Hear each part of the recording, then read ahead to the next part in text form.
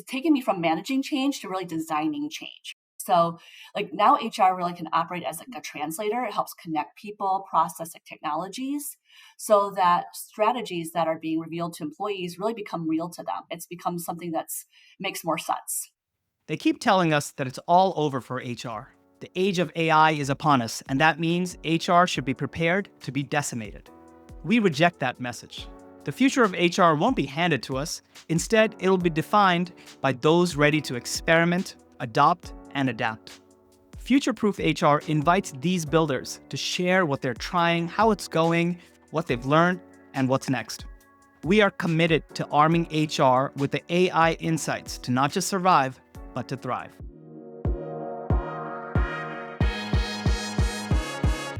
Hello and welcome to the Future-Proof HR podcast, where we explore how forward-thinking leaders are preparing for disruption and redefining what it means to live and lead people in a changing world.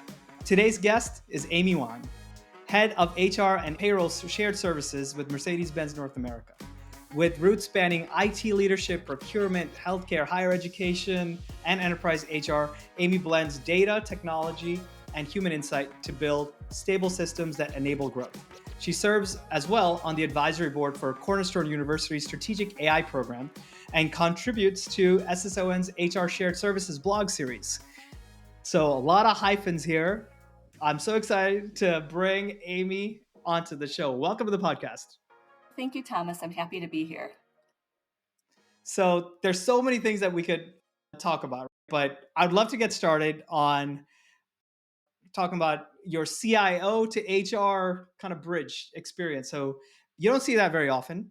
People working in IT, procurement, operations, and then also like in HR. So tell me how that happened. I started off in IT, just it was the thing to do when I started it. And it naturally progressed into all the different areas of IT, from being a programmer, to working in the network data center, and then finally project management. And when I found project management, I found that was really what really is the connection and the bridge between all the different areas that I had been in, whether it's IT operations, procurement, and now HR, because there's the people element that you really have to focus on when you're in, and connecting those has really been something that I've truly enjoyed. And finally being able to use my degree in HR, it's been something that has been really exciting for me. And especially how I think industry has evolved, it's really allowed me to take all those different aspects of my career and really apply it together in using it now. So you're saying how the industry has evolved. How has it evolved? And do you see combinations and intersections between these functions more now than when you first got started? Oh, absolutely.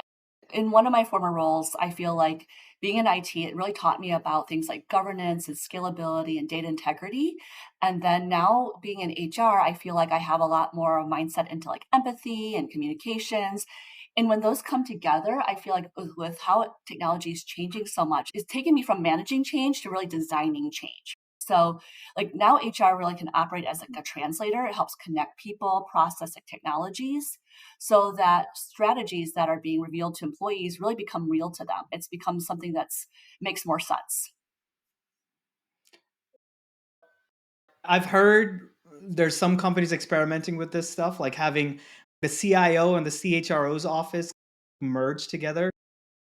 Does that make sense to you, or is that like a trend for some reason you can see more or less of in the future? I think it makes perfect sense. I actually cited an article I read, and Moderna is actually doing that. They're merging both IT and HR into one leader. And I think it makes a lot of Mm. sense, right? Because there's so much in technology that really touches the end user, right? And so being able to connect, again, people, process, and technology together for strategy, I think it makes tremendous sense to help accelerate organizations. Let's talk a little bit about AI and how it's come in different ways as you've seen it. And maybe we can talk a little bit about the different ways you're attacking it. I imagine leveraging AI in your work, maybe in your personal life. You're also involved in teaching as well as in creating content and blogging about the topic. So just tell me overall like your relationship with AI and how it's evolved over the last couple of years. On a personal level, I think I am experimenting more than probably more from my actual role. But in having a lot of conversations with industry, in volunteering with different organizations, I'm seeing it more. And I feel this is where it's super exciting. But I feel like also we just have to make sure that we understand what is it that's specific for AI and what is it that there should still be a human element to it. And that's always my primary concern is ensuring that we're blending the human element in everything we do. I hear that a lot, but I would love to get more concrete about that. What does that even mean? Why do you need a human element? And in what? For example, when it comes to professional like environments, right? There's things that you don't want to Yeah. delegate to AI. I feel like there's still a discernment that should be left for humans. For example, like when you're doing audits or exceptions or anything that's involving like human context or ethics, I think those are important things that you would leave specifically for humans Mm. versus what you would go in the direction of AI. If you're doing audits, you don't want to completely turn that over to a system. When we're talking about audit, we're doing actually the human side first, right? Versus doing something that's specific to instead of using AI. So I feel like there's opportunities where the human can enter the information and understand the process, but then using AI to assist in like a second tier verifier, right? So maybe flagging anomalies, maybe looking at patterns or inconsistencies before things have to escalate, right? So that way, I think that there's the human centric piece of it before you take it to the system. Okay, and then to be very specific, what kind of audit are you imagining? Or can we talk about a specific audit like process? Maybe, for example, in some organizations, I would say like payroll. There's a lot of pieces where an employee maybe is badging in, making changes, but then you want audit and then you want your payroll person to do whatever they're supposed to do, but then maybe the system to audit because, for example, maybe tax regulations change, maybe pay codes have changed, maybe other things are changing. And you just want to make sure that from an audit perspective, there's compliance. And that would be what I would use it for. Okay, so in this case, you're talking about like specifically for payroll and like a and non-exempt employee when you're clocking in and out with time cards, you want to make sure that you are looking systematically at the process to ensure that um, the inputs are accurate. Right. And so, how is that being done? Like without AI, is that just not being done enough, I or think is it? it's done by two It's people. So it's you have multiple people doing it. So if one person's doing it, you have a second person who will verify with a second pair of eyes, right? And so I yeah. actually here's an example. I actually had a conversation with an industry colleague, and they were talking about how AI flagged what they thought was payroll fraud. Mhm. The data was correct, but like the numbers didn't line up. And so the human reviewer noticed it after actually. So if you just use the AI, the human reviewer noticed it and said, wait a second, I know that person returned actually from a medical leave. And so that context changes the story because the system saw a mismatch. But then if you have a person involved, there's more design where you need to keep the human in the loop, right? So I think it's like you have a human who does one part, you'll have AI do another part, and then there's another part for the human. And there's handoffs that need to be part of it. So I think it's more like having AI work as a partner versus a replacement. So in this specific example, though, you're saying, did AI add value or not? What do you think? I think in that particular example, if everything worked normal, AI would add value. But this is where it's like almost a sandwich, right? You have the human piece, you have the AI piece, and then you have the human piece again. And I think that's part of the evolution. And maybe as people's processes are designed differently, how technology is used differently, it'll eventually evolve where you don't need to have that. But I think in this example that I talked about, it really has been human, AI, and then human. And other examples where you may not need a separate human verification again, but as things are being inputted to create the validations that you're trying to set up for AI, I feel like there's still another piece event right now that people still have to verify, right? So making sure that if someone's entering their first piece of work and then AI is doing the validation or the compliance, I think there should be spot checks. Or if things come up, I think there still needs to be validation.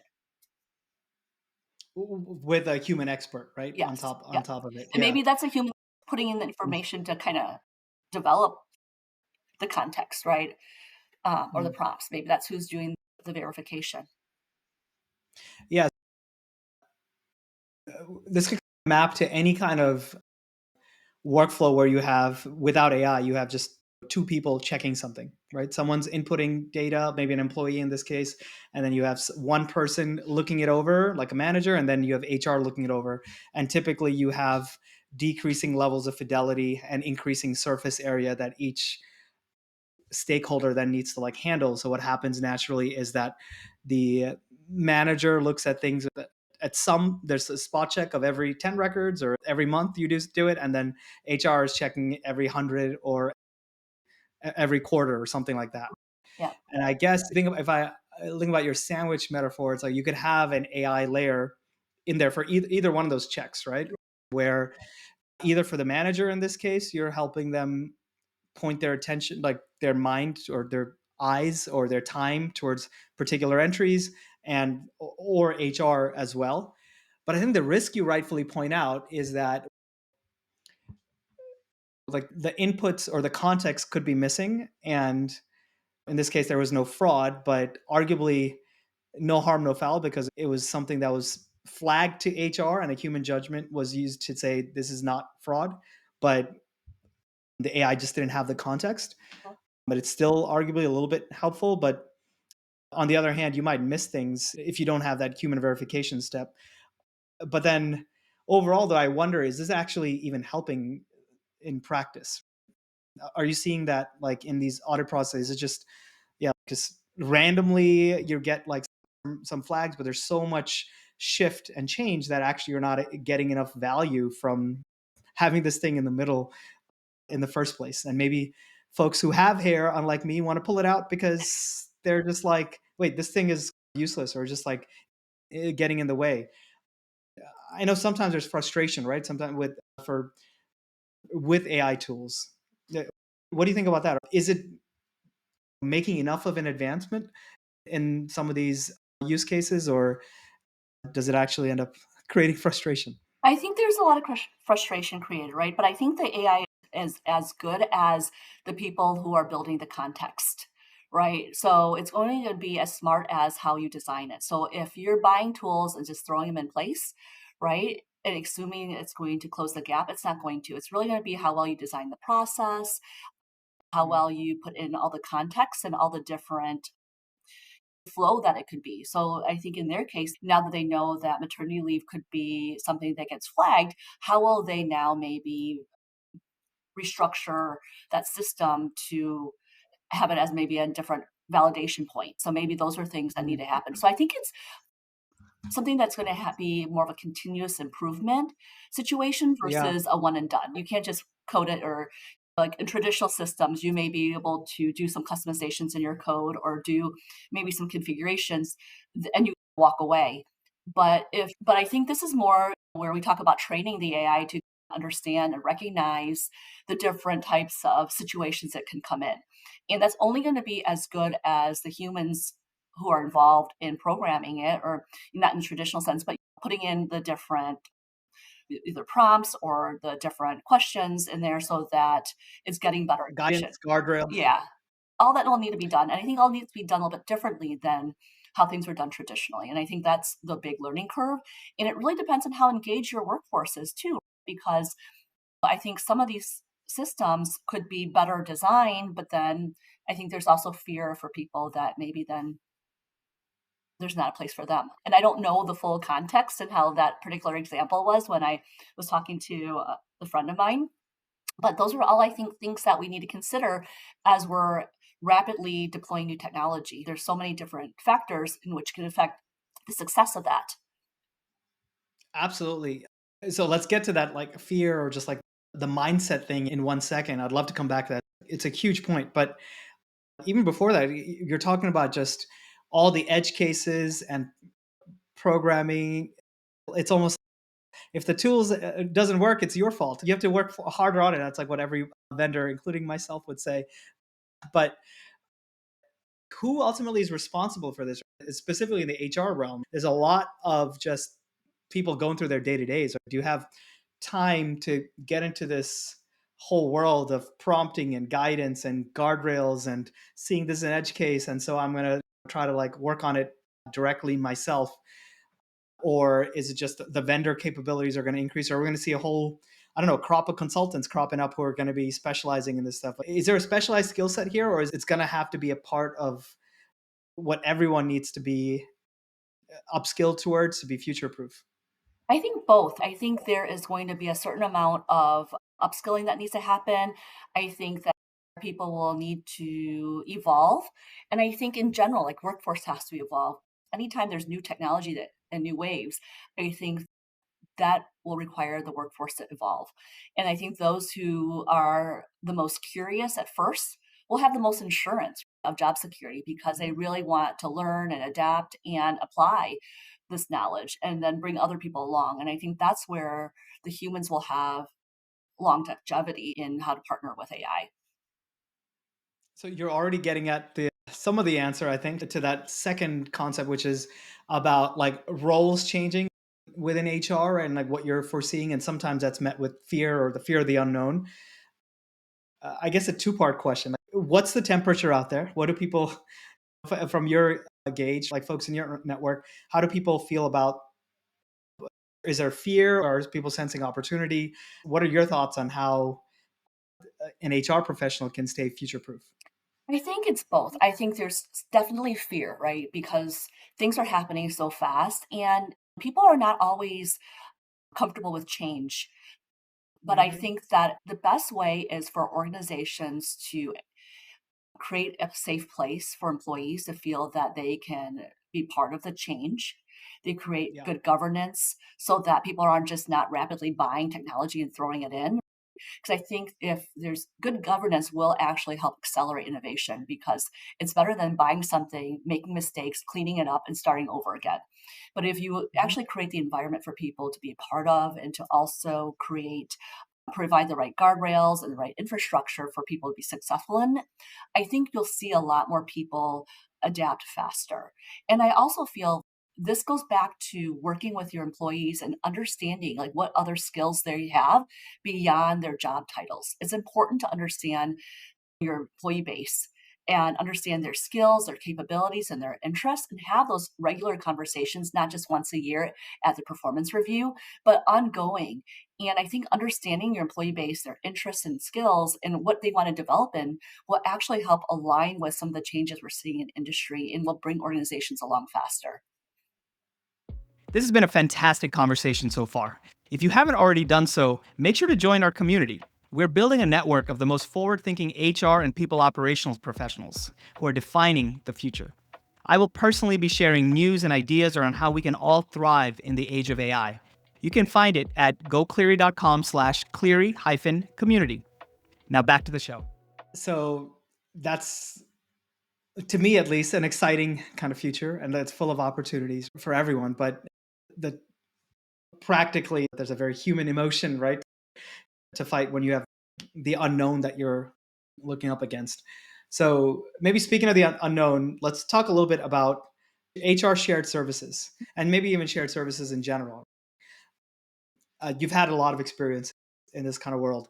What do you think good looks like in HR and like payroll shared services as we're rounding out 2025 and into 2026? So I think that good shared services used to mean specifically more accurate on time and very transactional. Because a lot of traditional shared services are where you bring in things that you do repeatedly on over and over, right? But I think over time, I think that automation will take away a lot of repetitive tasks so that teams can actually focus on what employees would value: clarity, Right. consistency, care. So, what I'm seeing is like a shift from transactions to more capabilities. So, shared services shouldn't just be processing, right? It should be where talent learns how to think more cross functionally, manage systems, build data fluency, maybe it's probably the best training ground, honestly, to develop future leaders, future roles, because right now when you go into a shared services, the traditional ones anyways, you're really learning the basics parts of the organization. You're able to see across the organization and maybe use that as a training ground to see where you can accelerate those employees into other aspects of the company and other roles. And I think that's really where shared services could really add value. So you don't see that shared services, like in terms of jobs, just becoming a leaner function overall because of automation and AI? I think it will be leaner in some extent where things that were truly the transactions, those types of tasks will, I think, eventually, if not already, be replaced by AI, right?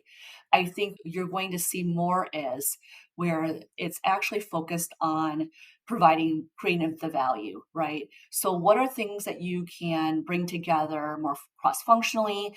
How do you actually integrate the systems and maybe use those capabilities to structure more broadly? So for organizations that use the shared services model where they're having multiple companies or entities or departments or teams being centralized, Mhm. that's where you're going to see value is the people that understand how to centralize things. And then they can continually involve those things that are needed for the people side.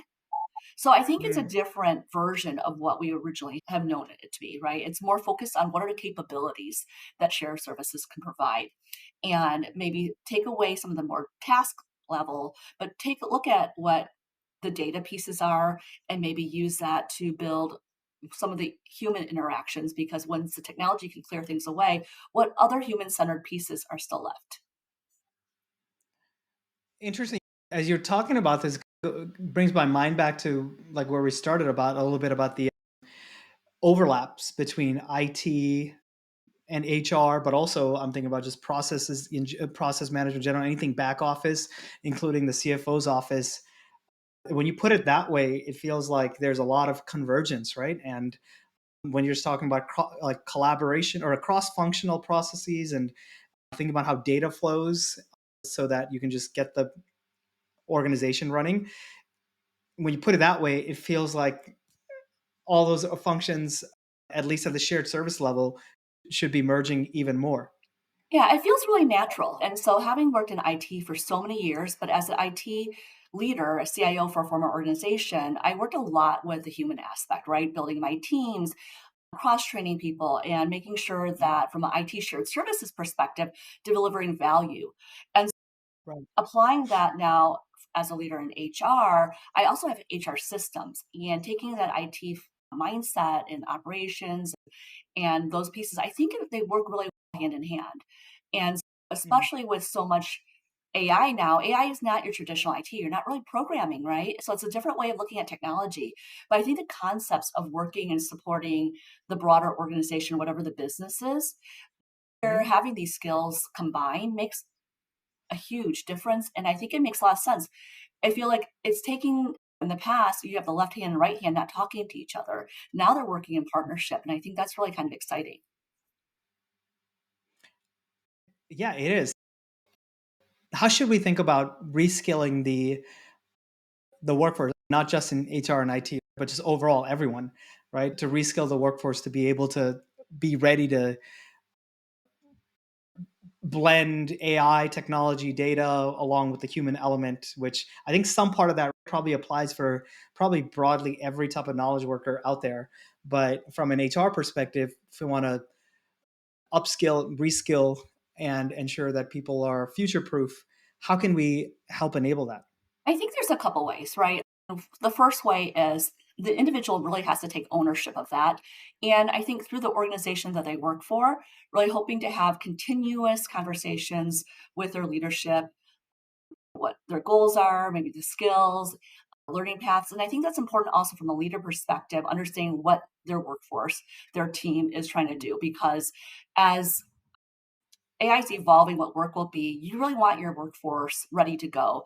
And you don't want to wait until something gets purchased and say, oh, what do I have? What do I need to do? You want to continuously understand the people that are on your teams and your organization so that you can place them in the right roles and Mhm. not just have them apply, but really understand what else is coming.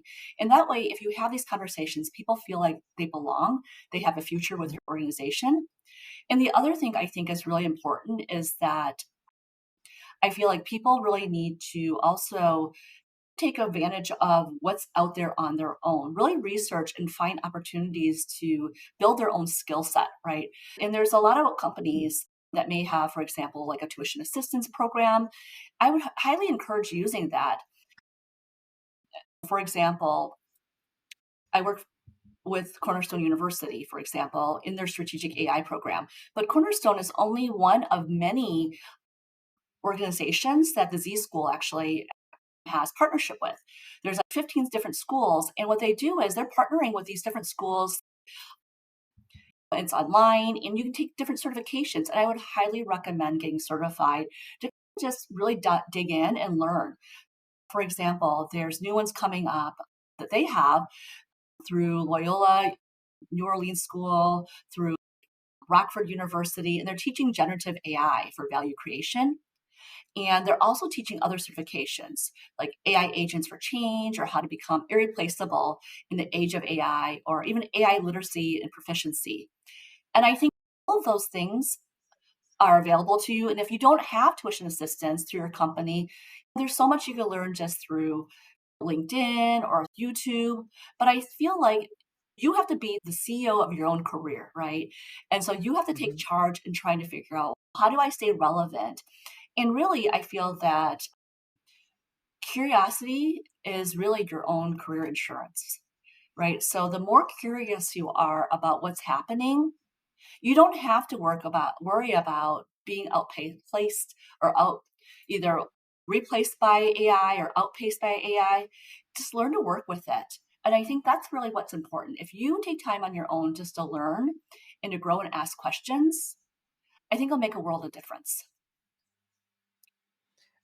So a lot of advice there and a lot of like capability, like a lot of options out there, like for folks. I don't know if are you working with in the coursework that you're doing and helping teach, is it new grads or college folks or just mid-career folks who are like looking to gain AI literacy while they're working, but maybe it doesn't quite matter. But tell me a little bit from an education standpoint, what are you focused on to help close this readiness gap? So personally, I focus on two things, right? Through the programs that the Z School has to offer through Cornerstone University, it's primarily professionals who are looking to get certified in strategy and how to apply new knowledge to their existing roles. So that's one Mhm. piece. But they also have other programs, and depending on what level you are in terms of literacy of AI or career level, or maybe something you want to do and progress in, I think there's so many different options you can take. And so I think that's a great option. I think the other option is joining different communities. So there's a lot of different people talking about AI and trying to learn AI. I would say join those communities, find mentorship, right, to grow your data literacy or your AI literacy. So I would use all the different options and try to use it as personal development. Because a lot of this is you may be working for a company that isn't as advanced or may not have those resources.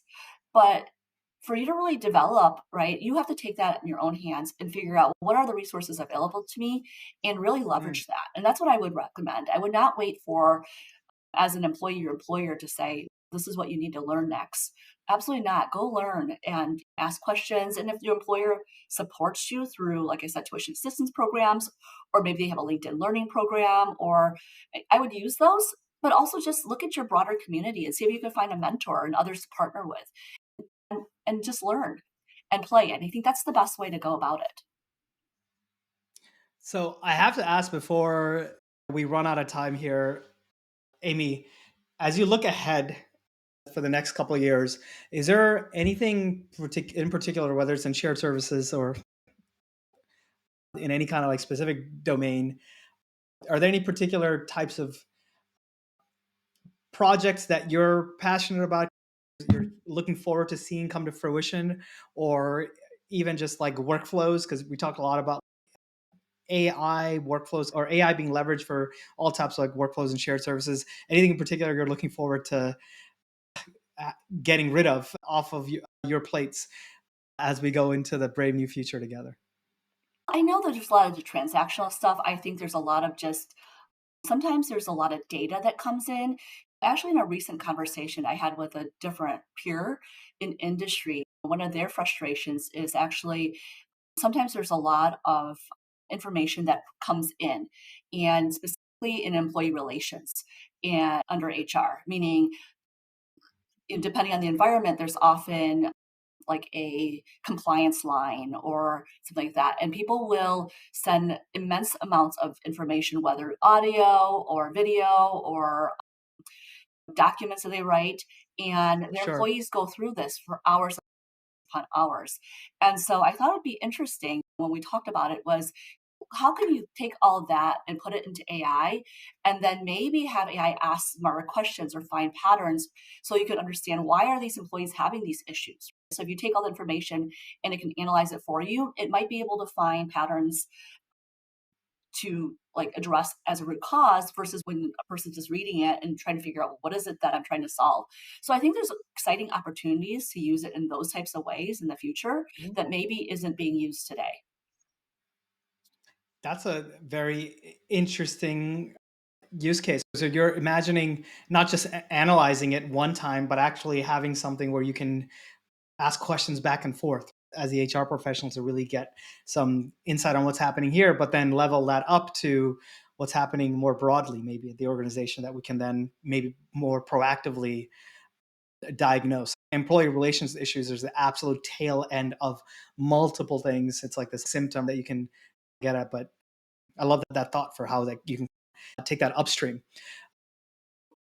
What else would you say is advice you would have for or thoughts for your fellow professionals in HR about how we can all stay future proof as the ways that like we're working and what we're being asked to do, as well as what's being demanded of us in some ways, right? Whether it's from the C-suite or from employees or other stakeholders, it is shifting.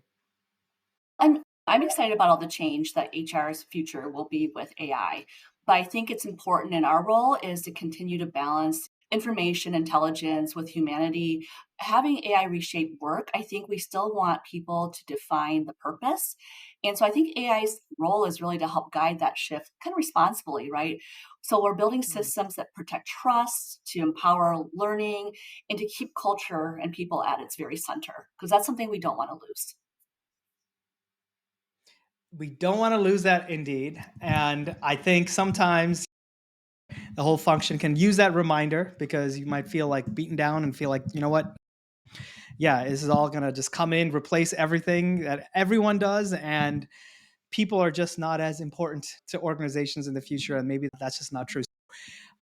Thank you for this conversation, Amy. The concept of how shared services is shifting, and there might be some consolidation, and it's like maybe in the future less about the functional lines, but just really how you go across those lines together that really start to be where the value is and where that those organizations can shift or those functions can shift and meld. It's a very interesting concept. And there's just so much that you're doing in terms of both staying up to date yourself and educating others on around all the different ways. And we talked about a couple of different types of workflows, whether it's audits or we're like talking about just like we were just now about this concept of proactively taking employee relations information to change up how you work culturally as an HR function, which is one of those signs I think you would agree of what you talked about, which is a way to make these connections with data and actually up level what value we're bringing to the organization overall. So there's some great both practical and also conceptual insights here. Thank you for that. And for anyone who is out there looking to future proof your own organizations and your own HR functions, I trust that you've taken at least a couple of nuggets of insight here from this great conversation with Amy Wang. Thank you again, and see you on the next one. Thanks for joining us on this episode of Future Proof HR.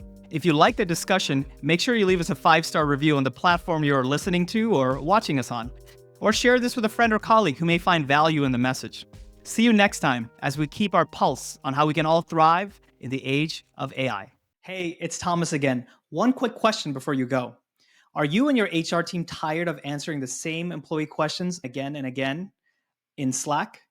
If yes, our Cleary AI powered Slack bot is here to help. It takes routine employee requests and answers it automatically while freeing up time for you to take on more important tasks. At the same time, it automatically builds up an HR knowledge base as you go. It's quick to set up, works right in Slack, and you can try it for free. Just head on over to gocleary.com/HR-chatbot to install it. It's again, gocleary.com/HR-chatbot. Thanks again.